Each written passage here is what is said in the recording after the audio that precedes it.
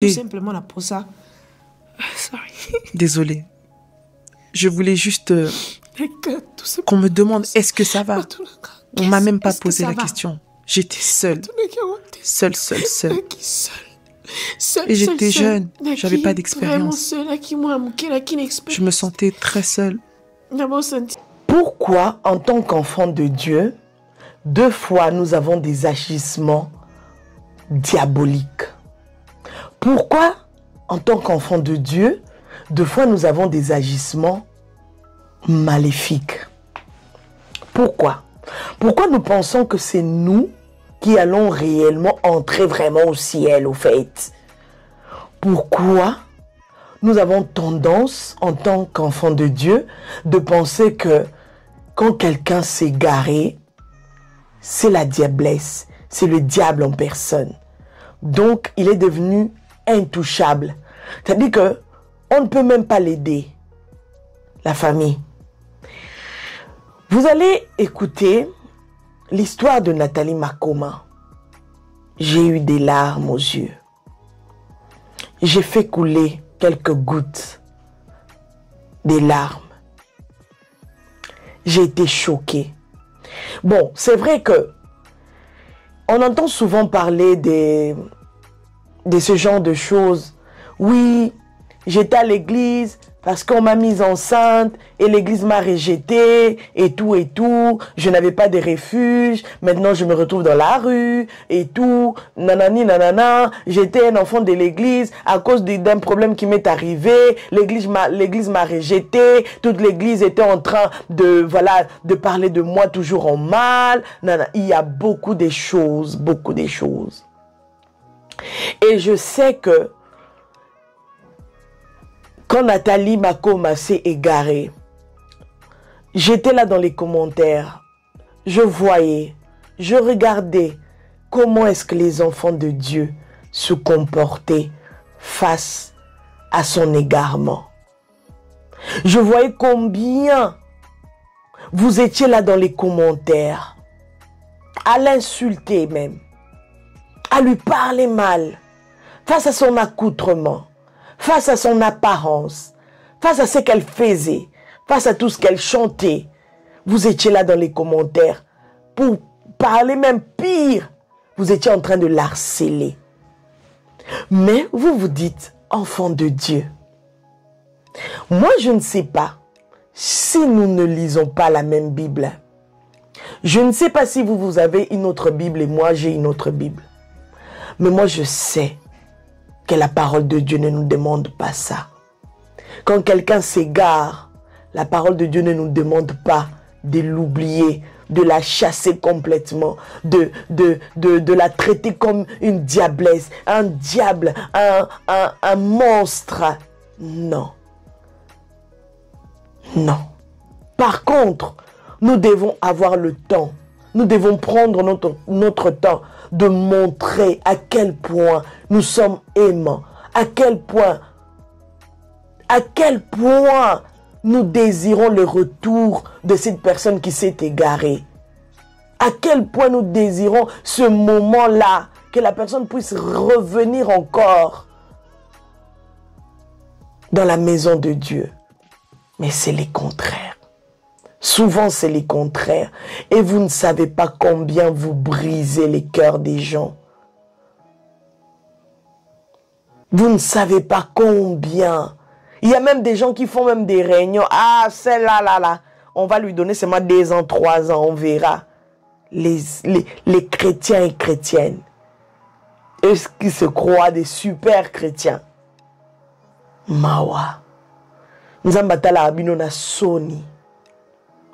La famille, nous allons écouter le témoignage de Nathalie Makoma. Vous allez comprendre par quoi elle est passée.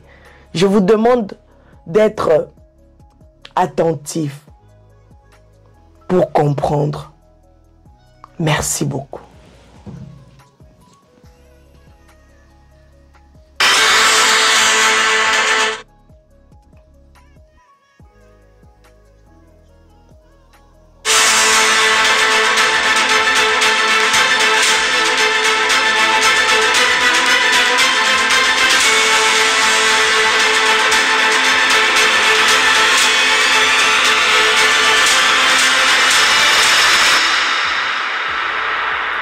Le choix de quitter les Makoma était très difficile parce que j'étais le lead. J'étais la chanteuse. Et si je pars, je savais que ça allait déséquilibrer le groupe. Et à ce moment-là, ce n'était plus ma préoccupation. Donc je n'y pensais plus. Ce sentiment était trop fort.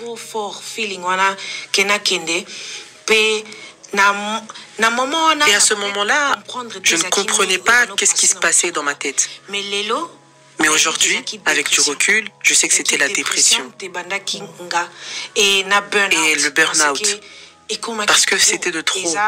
Je n'ai pas eu d'enfance, je ne pouvais pas être une petite fille, je devais parler d'une certaine manière, je ne pouvais pas être moi, je ne pouvais pas être original. J'essayais d'être original, mais c'était pas permis. Et j'en avais marre. Je voulais vivre normalement. Je voulais savoir comment c'était d'être normal. Comment on va au travail? Comment est leur vie? Je voulais comprendre la vie de mes fans. Et si moi j'étais normal comme eux, peut-être que j'aurais eu des camarades, j'aurais pu aller au cinéma, j'aurais pu aller au café. Cette fille-là, je ne l'avais pas. Ma vie, c'était être un soldat qui est né pour chanter, composer et faire des concerts. Pas d'autre. Donc, il faut qu'il... Donc je devais quitter. Comme je suis aujourd'hui, est-ce que si je me pose la question de changer cette décision? Non. Je n'aurais pas changé de décision parce que c'était la meilleure décision pour moi. Parce que c'est ça qui m'a permis d'être ce que je suis aujourd'hui. De comprendre beaucoup de choses, d'avoir la connaissance de l'humanité. Parce que je ne l'avais pas. Je ne savais pas c'était quoi être empathique. Je ne comprenais pas le sens. Lorsqu'une personne t'insulte, pourquoi cette personne t'insulte? Quand une personne t'aime, pourquoi elle t'aime? Qu'est-ce qui la touche? Quand je chante, qu'est-ce qui la touche? Pourquoi il y a des gens qui viennent me voir et qui me disent que quand ma mère était à l'hôpital, elle chantait nos chants et elle était guérie? Je rigolais, merci, mais je ne comprenais pas. Je ne comprenais même pas ce que ça voulait dire. Mais aujourd'hui, je sais la signification parce que j'ai pris la décision qu'il fallait. Comment était ma vie après avoir quitté les Makoma? Oh, c'était un cauchemar. Parce que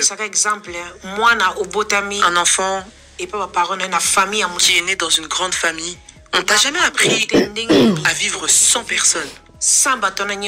Tu te retrouves seul.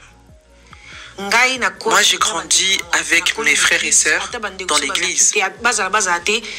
Même s'il n'y avait personne dans l'église, donc il y avait beaucoup de monde à la maison. Et tout d'un coup, boum, il n'y avait plus personne. Il n'y avait plus de voyage, plus de fans, plus de concerts, plus de compositions, plus de frères et sœurs, même mes parents, plus de managers, plus de producteurs, même le micro a disparu. Je me suis retrouvé dans un pays où on ne me connaît pas parce que moi-même je voulais ça. Je voulais vraiment savoir comment c'est d'être personne, d'être invisible. Donc je vais en Irlande et personne ne me connaît. Je voyage, personne ne m'appelle, pas de photos, rien. Je rentre à la maison, personne n'est là, je suis seule avec le mur. Donc je saluais le mur et le mur aussi me salue. Je cherchais un travail parce que là du coup je n'avais plus d'acompte de concert. Il fallait maintenant que je me réveille très tôt le matin. Et je devais attendre mon salaire comme tout le monde à la fin du mois. Je ne pouvais plus faire de fier, je ne pouvais plus discuter. Je devais attendre comme tout le monde. Je courais après le bus Je commençais à avoir des amis, j'ai eu des collègues.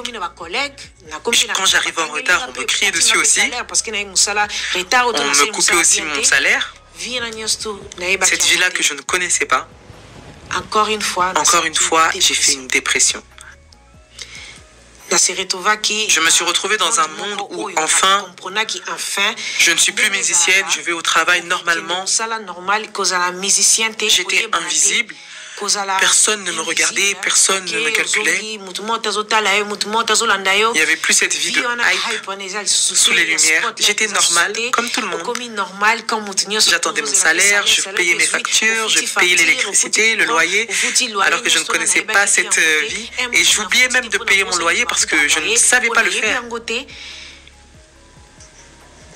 Et j'ai commencé à me sentir seule. Seule.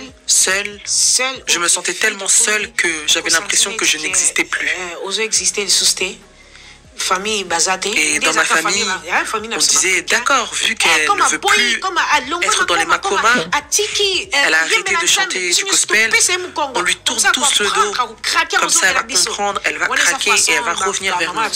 Ça, c'est une façon aux mamans africaines d'apprendre à son enfant. Mais moi, maintenant, ça a donné le contraire. Je me suis sentie abandonnée, seule. Je me suis sentie vraiment très seule. C'était insupportable. Je rentrais chez moi, j'étais seule. Il n'y avait plus de musique. Parce que la musique me donne de la joie. Et je ne le faisais plus. Je n'avais plus de piano ni de guitare. Il n'y avait plus d'église. Je travaillais seulement. Je travaillais à Apple, donc j'étais technicienne là-bas. Et j'avais l'impression de ne plus être importante aux yeux du monde. Je ne voyais plus le sens de la vie. Pour moi, je me disais, vaut mieux que je disparaisse. Et puis, si je disparais, personne n'allait le remarquer. Parce que je suis abandonnée et je suis seule. Alors, un jour, j'ai eu une idée d'aller à l'église pour qu'on m'aide, qu'on me conseille, pour que je sente que je ne suis pas seule. Mais dans cette église, on m'a dit, tant que je ne suis pas membre, on ne m'aidera pas et que je me débrouille seule, que j'aille prier chez moi. Et cette chose m'a fait très mal. Comment une église a pu refuser de m'aider, même si je ne suis pas membre. J'ai crié à l'aide et personne ne m'a écouté. Désolée. Prier. Je ne savais pas comment chercher Dieu. Je ne savais pas comment prier. Parce que la musique me donne de la joie. Et je ne le faisais plus. Je n'avais plus de piano ni de guitare. Et dans ma famille, on disait d'accord. C'était aux yeux du monde. On m'a dit qu'on me demande est-ce que ça va. Et cette chose m'a fait très mal. Comment une église a pu refuser de m'aider, même si je ne suis pas membre. J'ai crié à l'aide et personne ne m'a écouté. Désolée. Je voulais juste qu'on me demande est-ce que ça va. On ne m'a même pas posé la question. J'étais seule. Seule. Et j'étais jeune. Je n'avais pas d'expérience. Je me sentais très seule. Et lorsque je rentrais chez moi, j'avais juste envie de me tuer parce que j'étais seule. Et je ne savais pas comment prier. Je ne savais pas comment chercher Dieu. Je ne savais pas comment prier. Je ne savais que prier avec mes frères et sœurs. Je ne savais pas comment me connecter à Dieu. Et c'est là où j'ai compris que je devais recommencer à zéro. Et quand l'église m'a dit ça, je me suis dit, si l'église ne veut pas m'aider, alors que Dieu avait dit qu'on doit avoir de l'amour pour son prochain. Si une personne se perd, il fallait que eux m'ouvrent la porte et me demandent qu'est-ce qui se passe. Est-ce que ça va? Je pense que si on m'aurait posé la question, ils auraient pu sauver ma vie. Mais ils ne l'ont pas fait. Avant de rentrer à la maison, je suis passé à un magasin, j'ai acheté des lames de rasoir.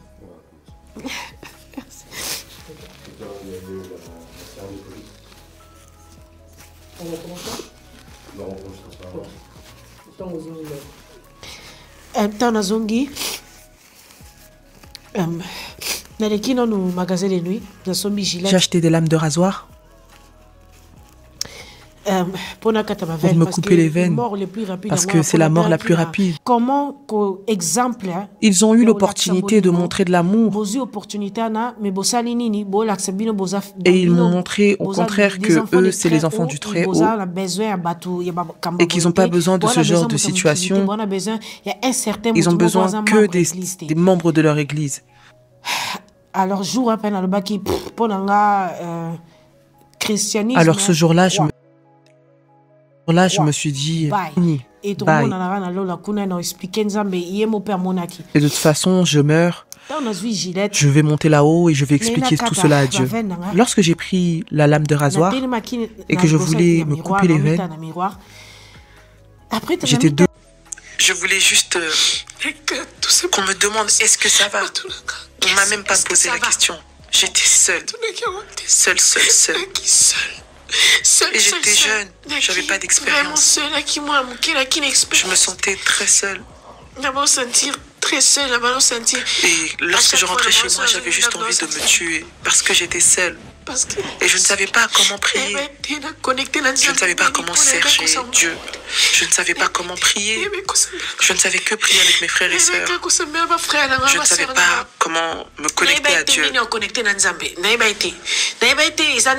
Et c'est là où j'ai compris que je devais recommencer à zéro. Et quand l'église m'a dit ça, je me suis dit, si l'église ne peut pas m'aider, alors que Dieu avait dit qu'on doit avoir de l'amour pour son prochain. Si une personne se perd, il fallait que eux m'ouvrent la porte et me demandent qu'est-ce qui se passe. Est-ce que ça va?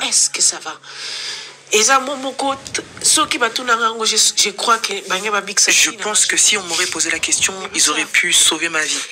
Mais ils ne l'ont pas fait.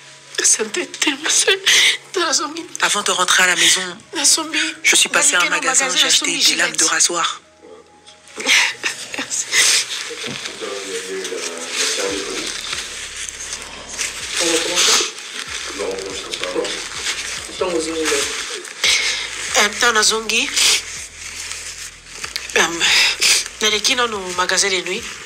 J'ai acheté des lames de rasoir pour me couper les veines, parce que c'est la mort la plus rapide. Ils ont eu l'opportunité de montrer de l'amour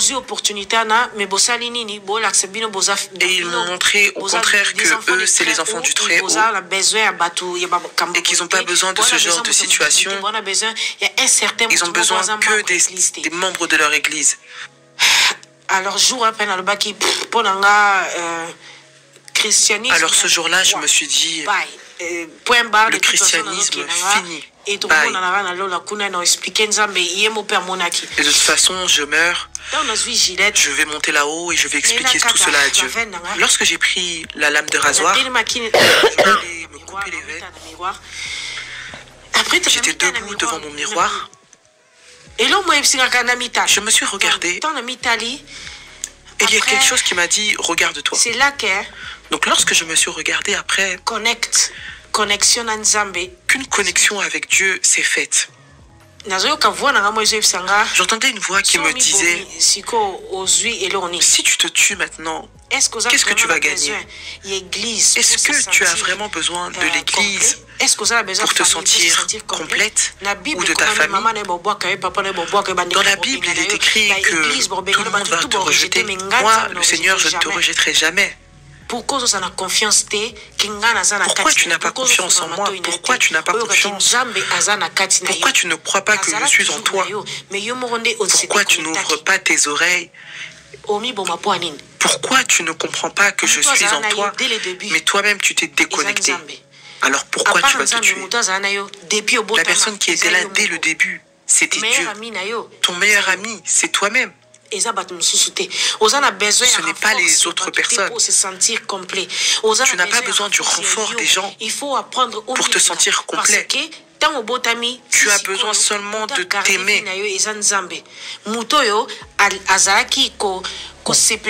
Et la personne qui se réjouissait de sa propre vie, c'était toi. C'était Nathalie, ce n'était pas les gens de l'église ni les camarades. Alors arrête ces bêtises. Aime-toi. Et connecte-toi à moi, Dieu. Parle-moi. Tu n'as pas besoin d'être avec les gens pour me parler et des conversations avec moi. Et moi, je vais te donner les réponses. Et je vais te dire quoi faire. J'ai compris que... Qu'est-ce que je fais en Irlande? Je dois partir, je dois retourner en Hollande. Je dois retourner là où ma joie était, à part l'Allemagne. Et que je puisse recommencer la musique. Parce que c'est ça qui était ma joie. C'est ça qui était le sens de mon existence. Je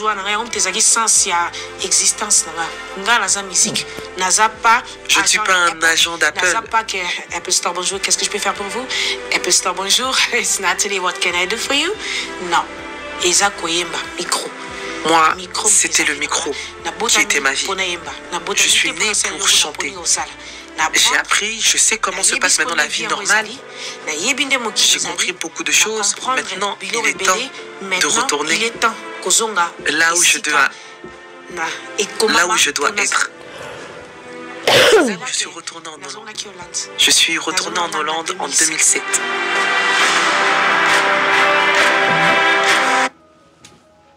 Voilà, vous avez compris, vous avez entendu de vos propres oreilles. Quelle est votre part de responsabilité quand quelqu'un s'égare? Ça, c'est juste la question que je vous pose. Quelle est votre part de responsabilité quand quelqu'un s'égare? Est-ce que c'est de former des groupes pour commencer à calomnier la personne? Est-ce que c'est commencer à insulter la personne sur ses réseaux sociaux via vos faux comptes? Est-ce que vous pensez que c'est de cette manière-là que vous allez encore regagner le cœur de cette personne qui est égarée? Vous ne savez pas par quoi la personne est passée. Vous ne savez pas par quel genre de dépression, de boring, de burn-out, tout ça là, vous ne savez pas. Vous n'avez pas la maîtrise de tout ce que les gens vivent tous les jours. Dans les familles, dans les amitiés, dans les couples, dans les églises même. Vous ne savez pas. Alors, si vous rencontrez quelqu'un qui est égaré, si vous avez la possibilité de vous approcher de cette personne, faites-le avec amour. Faites-le avec amour. Ne fût-ce que partager même un verset biblique à cette personne. Envoyez l'amour à cette personne. Ça sera quelque chose de bien. Soyez compréhensifs. Soyez aimables. Comme Christ nous a demandé de nous aimer les uns les autres, comme lui-même nous a aimés. De nous aimer les uns les autres. Il n'a pas dit aimer la personne qui est à l'église et n'aime pas la personne qui est égarée. Il a dit aimez-vous les uns les autres comme Christ a aimé. Comme Christ nous a aimés. Si réellement Christ t'a aimé, tu as l'obligation, le devoir d'aimer tout le monde, quelles que soient les circonstances. Quelles que soient les circonstances. Beaucoup l'ont insulté pendant son moment d'égarement. Beaucoup l'ont dénigré pendant ce moment où elle était en train de passer des moments sombres.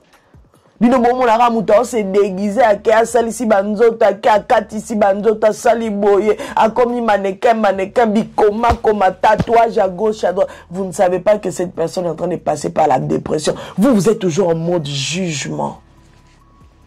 Vous êtes là qu'à juger les enfants des gens. Vous êtes des professionnels dans le jugement.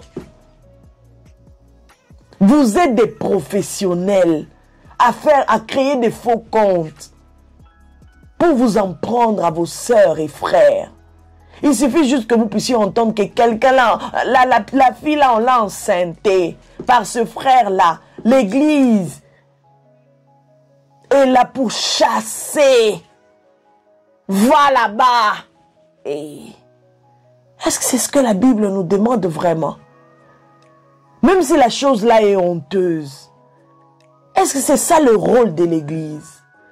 De chasser, de foutre les gens dehors parce qu'ils ont commis une bêtise, parce qu'ils ont fait quelque chose de honteux? Non. Les pasteurs, essayez un peu de revoir votre façon de voir les choses, votre façon de faire les choses, votre façon de faire les choses. Essayez un peu de revoir ça. Parce que deux fois, l'Église a un grand rôle à jouer dans les vies de toutes les personnes qui viennent là-bas. L'Église a un grand rôle de suivi quand il y a égarement. L'Église ne peut pas abandonner. L'Église ne peut pas être là à abandonner les personnes qui ont le besoin d'être suivies. S'il vous plaît. Les responsables des comités, comité de Kingandi, comité de ceci, cela, pardon.